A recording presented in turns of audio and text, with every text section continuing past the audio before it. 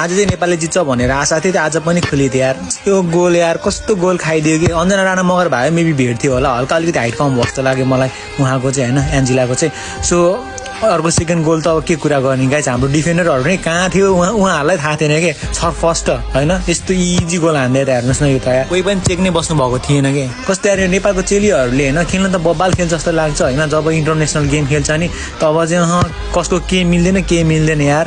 अब पृथ्वीराज एक्लैले होइन खेलेर नि हुँदैन, उसले त आज पनि असिस्ट त यस्तो बब्बाल गरेको थियो अगाडिको फरवर्डहरूले स्कोर गर्न नसक्यो। साम्बाले यतिखेर यो बल पाउँदाखेरि हेर्नुहोस् न कोही सपोर्टमा छैन यार। इफ सपोर्टमा कोही भइदिएको भए होइन यो बल 100% गोल हुन्थ्यो कि। अब साम्बा एक्लैले मात्र गोल कहाँ हान्न सक्छ। अब पासिङहरू पनि त्यस्तो नराम्रो होइन, नेपाली चेलीहरूको पासिङ बब्बाल छ होइन। सबैजनाले टचेसहरू राम्रो खेल्नुहुन्छ, तर यार स्कोर नगरेपछि जस्तोसुकै टचेस खेले पनि के काम लाग्यो र यार। अनि हाम्रो नेपाली चेलीहरूको मेन विकनेस भनेको चाहिँ फिनिसिङ नै छैन कि यार, कसैको नि राम्रो छैन यार। एउटा साम्बाले मात्र कति गरोस् के, अब पाएको बलहरूलाई पनि युटिलाइज गर्न सकेन भने त अगाडिको फरवर्डहरूले अनि कसरी निक्लिन्छ के स्कोर के। भन्नुहोस् त गाइस, हाम्रो चेलीहरूले चाहिँ इन्टरनेसनल गेमहरू जित्नको लागि चाहिँ किन यति धेरै धाउधा हो, इभन स्कोर पनि निकाल्न सक्नु हुँदैन कि किन होला, कमेन्ट गर्नुहोस् है त।